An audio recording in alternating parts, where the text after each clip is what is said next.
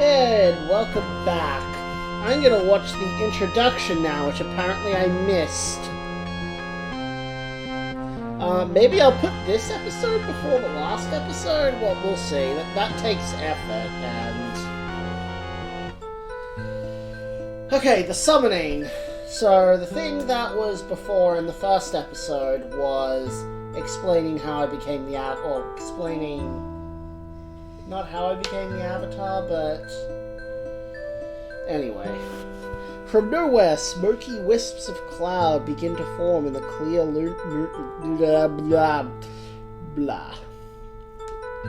in the clear moonlit sky. In a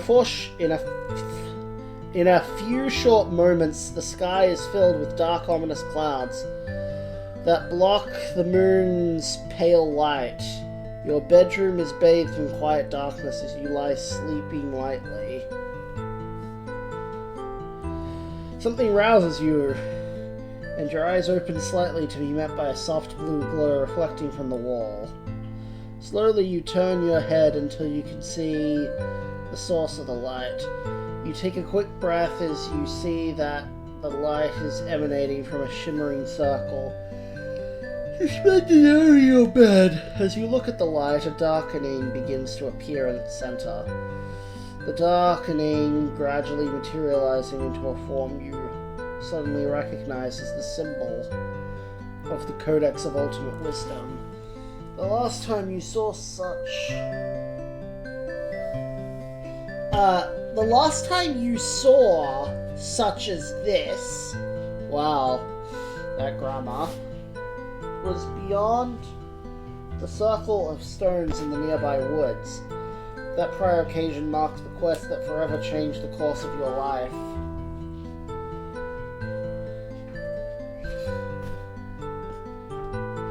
You stare as the light begins to diminish and finally wink out.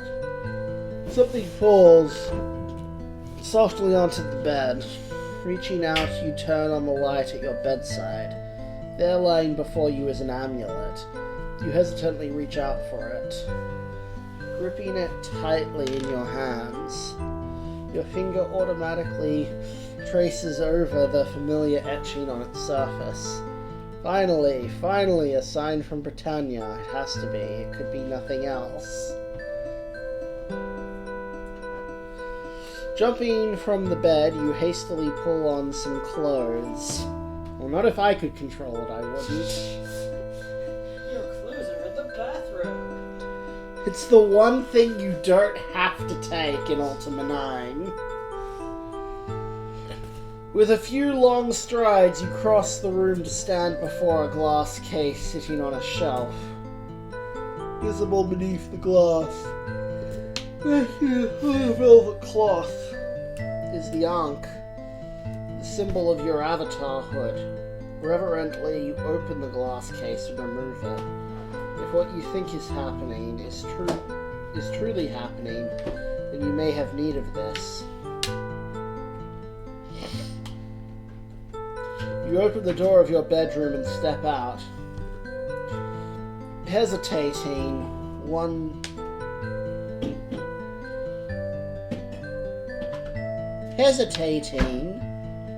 you look back, wondering if you will ever return. Shaking your head of these thoughts, you pull the door closed and leave the house. Is that supposed to be a word there? Huh. With the aid of an occasional moonbeam piercing the dark cloud cover, you head for the circle of stones. Near the willow tree in the nearby woods. Strange shadows cast by the moonlight filter down through the tree tops as thoughts of the past race through your mind. Your attention is returned to the present as you see just ahead the circle of stones. Often had you come here and sat for hours at a time, hoping to once again see the shimmering blue door that would allow you to return to Britannia. To those whose friendship had come to mean so much. but never had the blue door reappeared. Less frequently you came, until finally, sadly, you gave up altogether. With renewed hope, you stand before the circle of stones, the ankh in one hand and the amulet in the other. Minutes slip by, and nothing happens. Impatience turns to anxiety. The gate must open. The mystical arrival of the amulet could mean nothing else. I love this idea that the gate did open just in his room, and it's like, where is he? Did you try the circle of stones? Oh shit!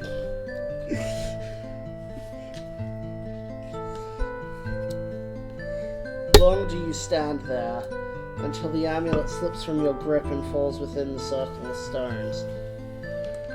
While you stare dejectedly at the amulet lying in the circle, you notice the bluish shimmering in the air above the amulet. Looking down at the ankh in your hand, you see it is also enveloped in a soft blue glow. Carefully, you place the glowing ankh beside the amulet. Maybe I should just say ankh to piss off people. You piss me off. Instantly, a shimmering blue door springs up. With heart beating rapidly, you step into it. Oh my god, that is ugly armor! The arrival. Your senses are jerked from their momentary disorientation. Lightning that strikes with a thunderous crash not more than 100 feet from you. Kinda looks like the armor from Ultima 8.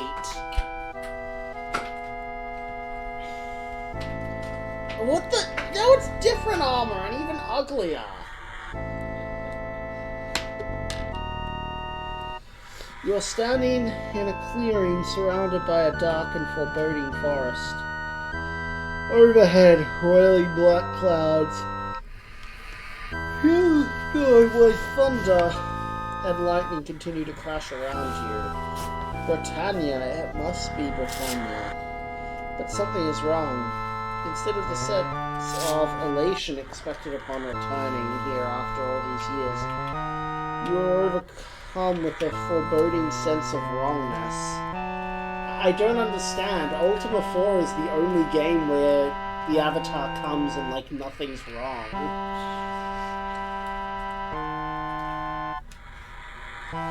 My friend, shouts someone behind you. A familiar voice from the past causes you to whirl about.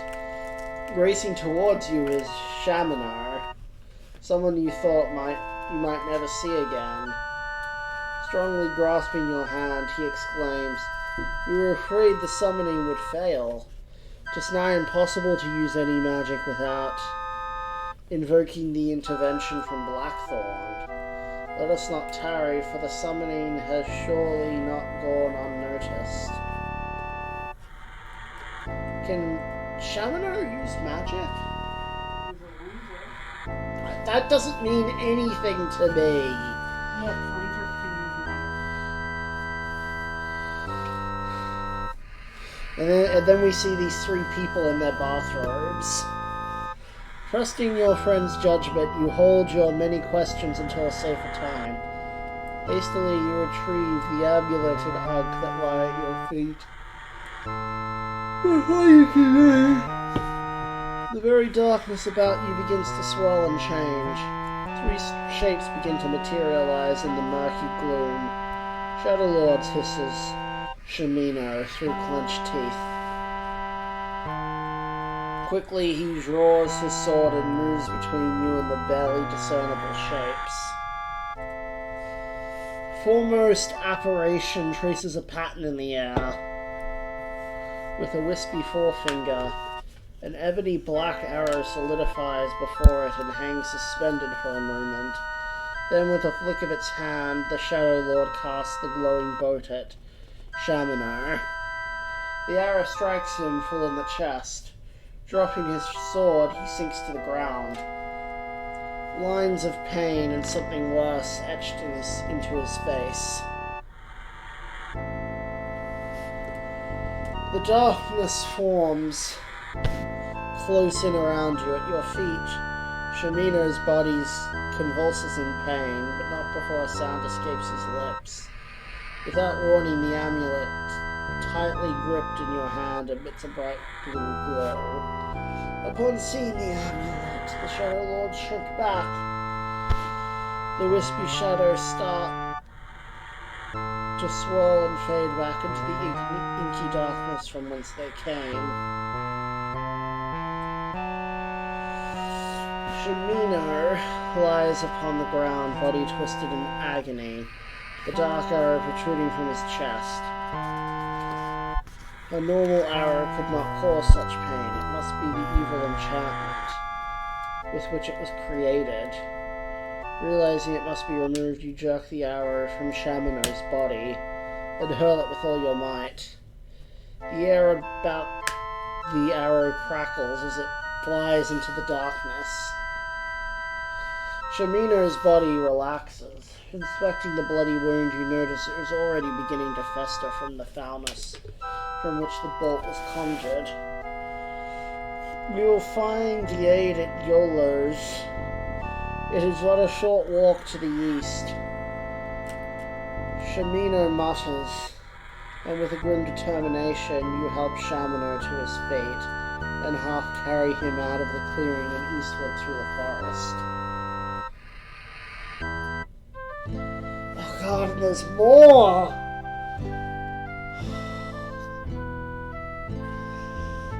There's a lot of reading. The story. Within a short time, the soothing sound of a lute begins.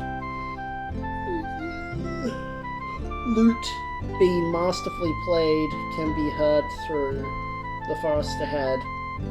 Rounding a bend in the path, you see a dim light emanating from a small hut nestled among the trees.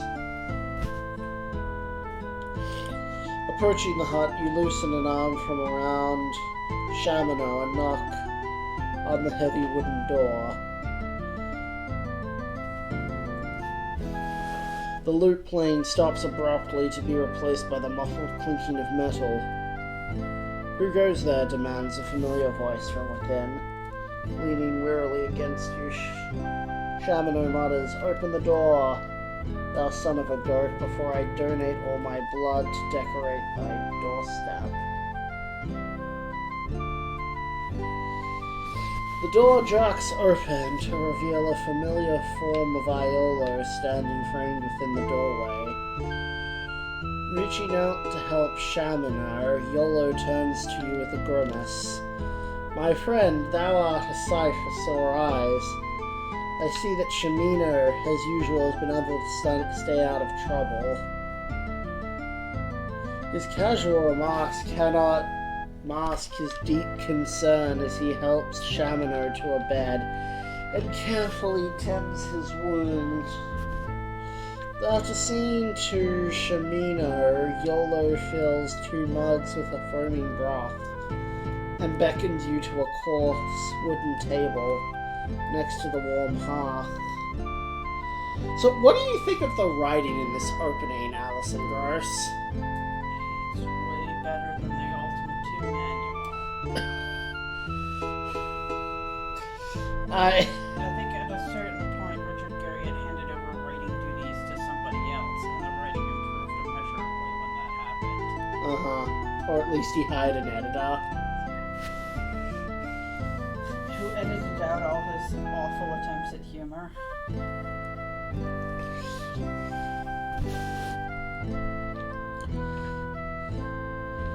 Fills 2 mugs with a foaming broth and beckons you to a call. "'Tis good to see thee after these many long years, my friend. It seems thy summoning did not go unnoticed.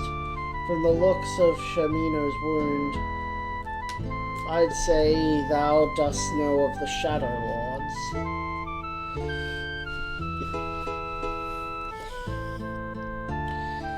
You recount to Iolo the events of your arrival, your patience giving out. A flow of questions erupts from you. Slowly, my friend, Aeolus smiles. Make thyself at ease, and I will tell thee of the bitter events that have brought us to these dark times. Not long after thy departure, Lord British and the most prominent wizards of Britannia gathered at his castle and called a meeting of the Great Council. Among the acts of the council was the sealing of the dungeons that lie beneath Britannia in the hope of entombing the foul denizens that dwell within. Some creatures still manage to escape, but their eyes are unaccustomed to light. They rarely roam the countryside by day, but worry must be the traveler by night. Do monsters show up more by night? I never noticed that. I had no idea that it... I don't think so. It's just been 3 different shots of YOLO. Another act of the Great Council, and by far the most difficult, was to raise the Codex from the depths of the abyss. Did we not do that in the last game? We just left it there? I've never completed Ultima before. I don't know what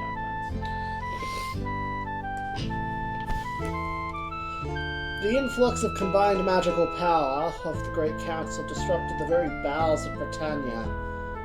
Where once was the abyss, now stands an immense mountain, created from the molten lava that spewed forth. Unbeknownst to the council, our new and glorious mountain left an enormous void, over which all of Britannia rests.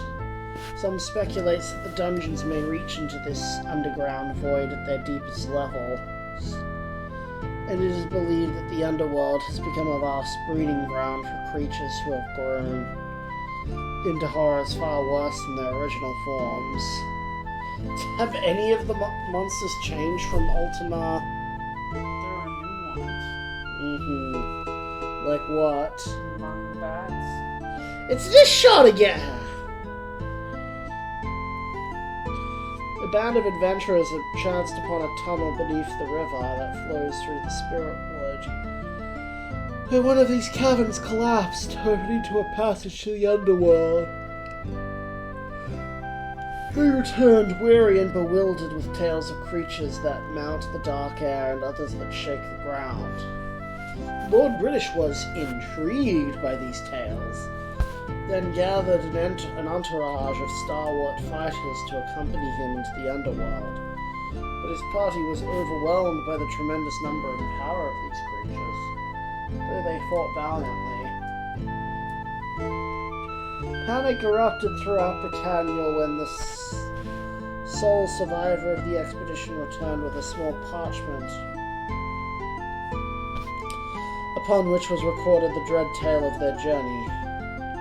Yolo pauses momentarily to reflect upon these dark thoughts. Blackthorn, a trusted but ambitious subject, took over the ruling of Britannia to calm the ensuing chaos.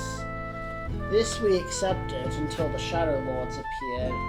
They corrupted Blackthorn in some manner unbeknownst to us, and Blackthorn's reign is now one of oppression and tyranny. Through him, the meaning of the virtues has been corrupted to serve the self-righteous. Shaminer, myself, and others have known him to be others thou hast known have been declared outlaws by Blackthorn's regime, and must skulk about as common criminals.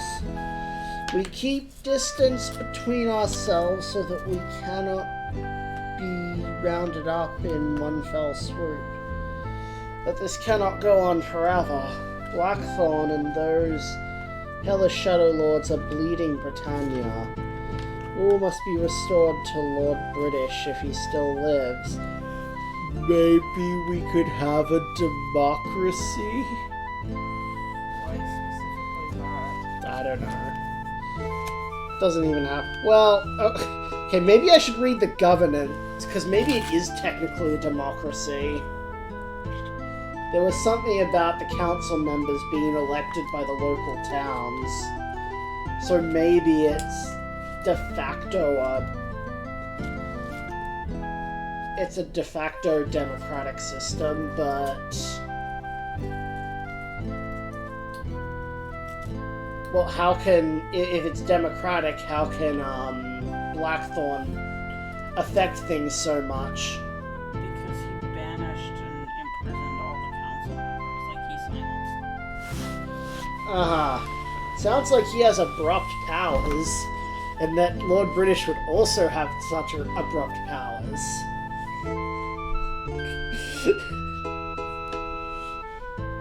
Like the council members, when Lord British next convenes the Great Council, it's like, yeah, we want to talk about like limiting the powers of the king more, so this doesn't happen again. Which is why we never hear about the council in later games. Oh no, they're important in later games. Which is why we never hear about the council in Ultima 9. It's canon. Sherry the Talking Mouse either. Oh my god, another fucking The gravity of the matter compelled us to risk a meeting. We arrived at the only possible answer. Attempt to summon thee, my friend, to aid us in our quest to discover the fate of Lord British. So why didn't any of the mages do the summoning?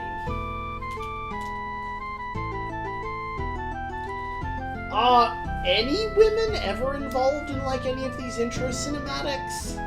Because all I can think of is Dupre, Chamino, and Yolo. No, they are not. Uh-huh. I wrote about this on my PhD. This particular thing? Well, the fact that, yeah, that none of the women are major, like, are given personalities and stuff. Uh-huh. Except in Ultima 9. No. They do have personalities. The risk was great, for no use of strong magical power comes unnoticed by the Shadow Lords. But we felt there was no choice. Well, why didn't you just try saying their names in some other location? It's like, just somebody's like running while screaming their names, and then it's like, whoa, whoa, guys, I feel like some great magical power over there. No, he's saying our names, we're gonna keep following him.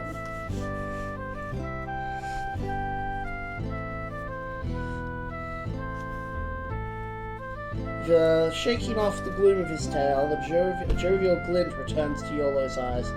He nods in Shadows' directions and say, "But since thou art here, my friend, and have naught else to do, I'm sure, let's say we nursemaid this poor excuse for an adventure back to some semblance of health, then embark on our quest." Wow, 5 hit points is health?